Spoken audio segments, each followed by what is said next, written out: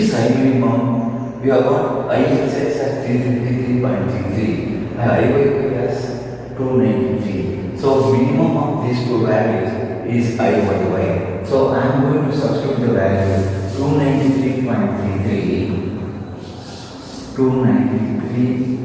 in place of I minimum.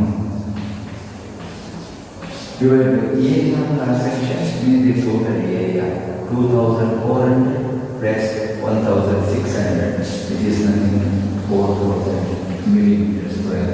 Friends, you will get this answer K minimum as 27.08, which is a distance millimeter. So K minimum is. Suppose I ask you to find out KXX and KYY. Here in place of I minimum, IXX will give you KXX. In place of this, it will